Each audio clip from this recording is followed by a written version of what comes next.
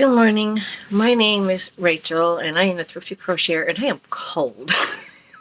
And my hands are ice cold. It is decided it was chilly yesterday. It was like mid 50s, and I woke up this morning. It's raining, and it's only in the lower 40s. It's chilly, so I actually turned the heat on today to help warm up the house because it's cold outside. Um, I mean, after being used to having 70 and 80-degree temperatures and then it drops down to 60, 60s weren't too bad. Having 50s and 40s, that feels cold compared to 70 degrees. So, anyway, today is Sunday, May the 4th, and next Sunday is Mother's Day. Yay! Yay for us mommies. um, 365 days of kindness. I tell you what, I need some sunshine because it is rainy and gray and very cold. I am not happy. I'm sorry. May the 4th. Friend count. A man of too many friends comes to ruin, but there is a friend who sticks closer than a brother. Proverbs 18:24. How many friends do you have on social media? If this is one of your main communication channels, you may know that answer is a little you may know that answer a little too quickly. How many of these friends do you actually see on a weekly basis? There's nothing wrong with having friends on social media, but just remember to put this in perspective. These are not the people who should be having the greatest impact on your life or the people you need to prove your value to.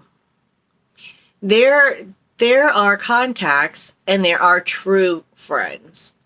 Think about the friends in your life who you know you can rely on when things darken.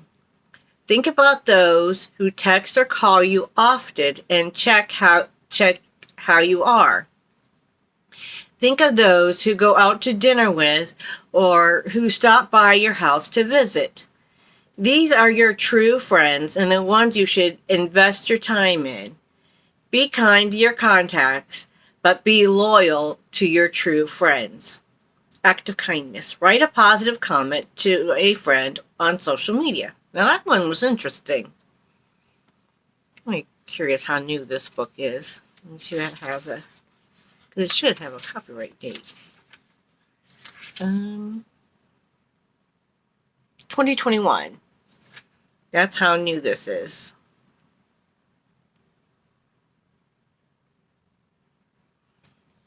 So, yes. Yes. I mean, yeah, we have, lots of subscribers as a YouTube person. And then when we had AOL, we had all those friends on AOL. But, I know I'm making myself old a little bit. But yeah, I mean, we all have we have work friends, we have friends from high school, friends from college. Those are your true friends. And then we have your neighbors, and sometimes and then you might have friends from church, or and of course you got your family, and then you have friends that are so close to you that they feel like family. Those are those are the true friends, the ones that are like family. Those are your really true friends who could stick by you and help you out when you need to, and you do things with, and you talk to all the time. Those are your true friends. They're the ones who are with you through everything, through all your likes and dislikes, and your good times and your bad times. So. My hands are cold. I'm sitting here rubbing my hands together. I'm sorry, but my hands are really, really cold. I can't get them to warm up. I got a sweater on. Daily guideposts for grandmothers. May the 4th. And he showed me a pure river of water of life. Revelation 22:1. When I walked into the break room at 8 a.m. and saw that the coffee machine was broken, I gasped. What am I going to do without my coffee? My coworkers laughed, pointing to the huge hand-printed sign tacked to our barren coffee pot. Yes, the coffee maker is broken. No, we don't know what's wrong with it. Yes, we've ordered a new one. No, we don't know when it will arrive. And no, we don't know what you're going to do without your coffee. I like that sign. Although I am not a coffee drinker myself, but I know tons of people are, but I'm not a coffee drinker. If I had to deal without pop, then I would probably feel the same way. I'd be like, what am I going to do without pop? Because pop is my caffeine. I don't drink coffee, but pop is my caffeine. Anyway, I laughed too. Obviously, I wasn't the first to utter those remarks. Yeah, obviously. My coworkers and I were still huddled in the break room when the next caffeine-deprived soul entered. And when Anna wailed, "What will I do? What will I do without my coffee? I need coffee in the morning." A coworker began singing, "Oh, I need coffee in the morning," to the tune of "I Love Paris in the Springtime." The rest of us joined in enthusiastically, if not melodiously.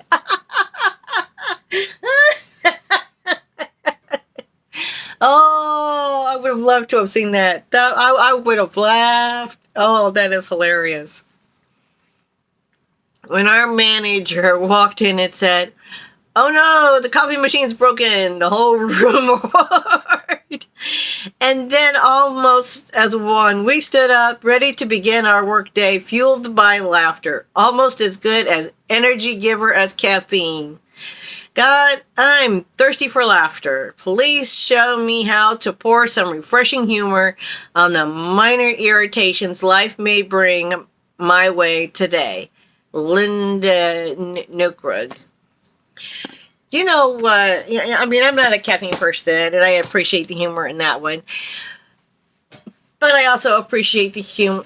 There is humor in rain, even though I think we've had about as much rain as we've had snow this last winter. But anyway,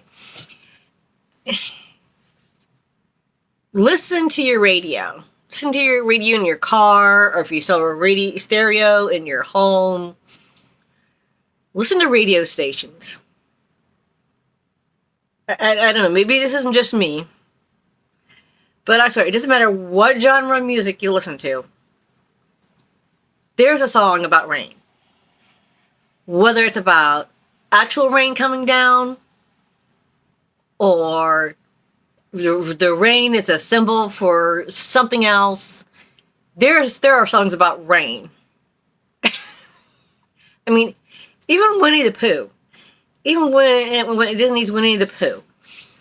The rain, rain, rain came down, down, down. The rain, rain, rain came down, down, down, and rushing, rising riplets to Pooh. And I mean, they talk about how it got flooded, and they all got. It's a whole song. Look it up. It's the rain, rain, rain came down, down, down. It's literally called that. But there are songs about rain. My hands came in. Hang on. All right, the rain came down, and I mean, there's just so many songs. I mean, even like the kids songs from church, and about the flooding, and how the rain came down as floods came up. You know, and it doesn't, like I said, it doesn't matter what station you listen to. There's going to be songs about rain, and they always seem to play those songs when it's raining. They play any songs that have to do with rain while it's raining, and it's like, really? Did we really need a song about rain while it's raining? We can clearly see that it's raining. We don't need a song about rain when it's clearly raining. I don't know. Maybe it's got its way of laughing at us. I don't know. Anyway, the illustrated words of Jesus for women. May the 4th. Worry-free zone. Do not worry about your life, what you will eat or drink, or about your body, what you will wear. Matthew 6:25. And then I added a sticker. Each day is a gift to be opened with prayer. Worry is a big speed bump in life. It can easily wiggle into your thoughts. You can try to fight it, but Satan knows where your weakness is. He likes to plant seeds of worry about your family, your lifestyle, your job, your health, whatever it might be. In tough economic times, some worry is for basic things: food, shelter, and clothing. That worry pulls you away from trusting God. Jesus says that you don't need to worry about any of it, though. While those things do matter to us, there is a bigger thing to be concerned about: knowing Him, serving Him, loving Him.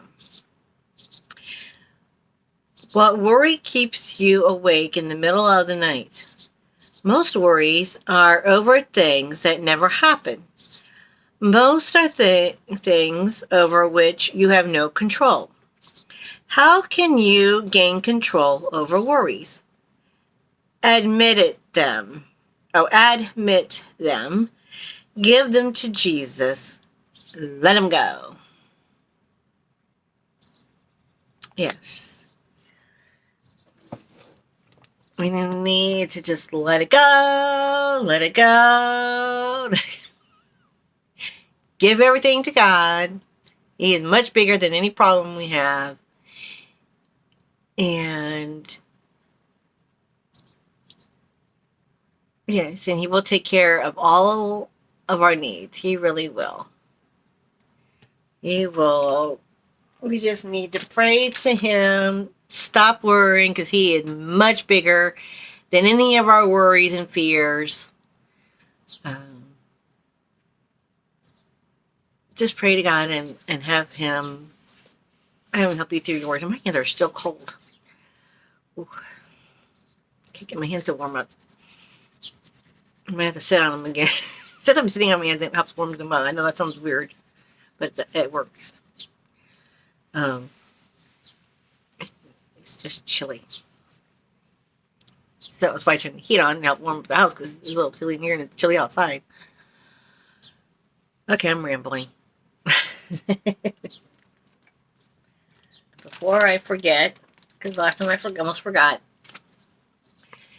this small swatch of yarn has been woven with prayers. As you hold this swatch in your hand, may you feel God's strength, love, and peace flow, and know that He holds you in His hands. May God bless and comfort you in time of need and give you peace. Amen. Love y'all. Bye.